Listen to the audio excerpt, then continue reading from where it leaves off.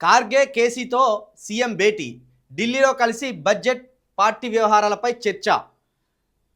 ఈ సెషన్లోనే అసెంబ్లీ ముందుకు గిగ్ వర్కర్ల బిల్లు తెస్తామని వెల్లడి.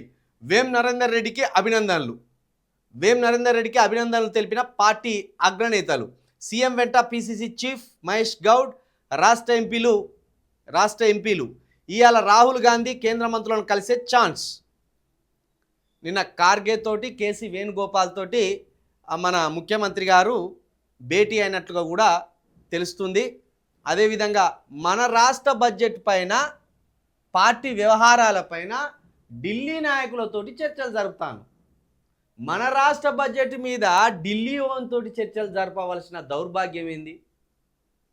మన రాష్ట్ర సంపద ఎంతో, మన రాష్ట్రం ఖర్చులేందో, ఆ సంపదను ఏ రంగాలకు ఖర్చు పెడుతున్నారో ఇక్కడ కూర్చొని చర్చించుకోవాలి కానీ, ఇక్కడ కూర్చొని మాట్లాడుకోవాలి కానీ, మన రాష్ట్రానికి సంబంధం లేని ఎవరితోటో నువ్వు బడ్జెట్ గురించి చర్చలు జరుపుతున్నావంటే అధికారం నీ చేతుల్లోనే ఉన్నదా, సంపద నీ చేతుల్లోనే ఉన్నదా, లేకపోతే ఇంకోని చేతుల సంపదను పెట్టి ఈ రాష్ట్రానికి పంచిపెట్టమని చెప్తున్నావా ముఖ్యమంత్రి గారు?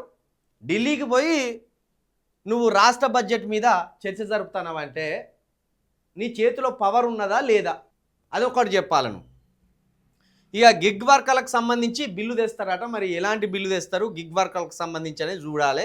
ఇక వేం నరేందర్ రెడ్డికి కాంగ్రెస్ పార్టీ అగ్రనేతలు అభినందనలు కూడా తెలిపినట్టు చేసిండ్రు.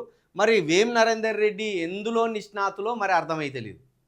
రాజ్యసభకు ఎంపిక చేయాలంటే ఒక్కొక్క రంగంలో నిష్ణాతులను, ఒక్కొక్క రంగంలో పేరు గడించిన వాళ్ళను రాజ్యసభకు పంపేది గతంలో.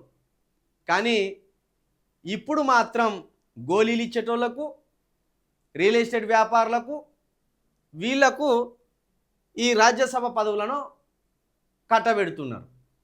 రాజ్యసభ పదవికి అసలు విలువ లేకుండా పోతున్నది. నాకు గోళీలు ఇస్తాడనేమో సంతోష్ రావుకు కేసీఆర్ గారు రాజ్యసభ పదవి ఇచ్చిండు. పిల్లగాడు నాతోటే ఉంటాడు, నాకు దగ్గు వచ్చినా, తుమ్ము వచ్చినా, జ్వరం వచ్చినా గోళీలు ఇస్తాడు. గోళీలు ఇవ్వడమే పెద్ద టాలెంట్ కాబట్టి, గోళీలు ఇవ్వడమే అత్యంత ప్రతిభ కాబట్టి ఆ గోళీల రావుకు రాజ్యసభను అప్పచెప్పింది. ఇప్పుడు ఇక్కడ రేవంత్ రెడ్డికి రియల్ ఎస్టేట్ పార్ట్నర్ వేం నరేందర్ రెడ్డి గారు. రేవంత్ రెడ్డికి రియల్ ఎస్టేట్ పార్ట్నర్ వేం నరేందర్ రెడ్డి గారు. పార్ట్నర్ కోసం రాజ్యసభ పదవిని ఇచ్చిండు, అంతే, ఏం లేదు. వేం నరేందర్ రెడ్డి గారికి ఉన్న ప్రత్యేకమైన అర్హతలు ఏంది అంటే రేవంత్ రెడ్డికి రియల్ ఎస్టేట్ పార్ట్నర్, అదొక్కటే ప్రత్యేకత. అంతే తప్పించి ఆయన వైద్య రంగంలోనో, క్రీడా రంగంలోనో, వ్యవసాయ రంగంలోనో, ఇంకో రంగంలోనో పెద్దగా పేరు ప్రఖ్యాతలు గడించిన వ్యక్తి కాదు. ఆయా రంగాలలో పెద్ద నిష్ణాతుడు కూడా కాదు. ఏ నిష్ణాత లేని వ్యక్తికి రాజ్యసభ పదవిని అంటగట్టి ఆయనకి ఇంకా జేజేలు అభినందనలు తెలుపుతాను. ఇక రేపు ఎల్లుండి రాహుల్ గాంధీతోటి, కేంద్ర మంత్రులతోటి కూడా మన రేవంత్ రెడ్డి గారు భేటీ అయ్యే అవకాశం ఉన్నదని కూడా ఇక్కడ వార్తను బట్టి మనం అర్థం చేసుకోవచ్చు.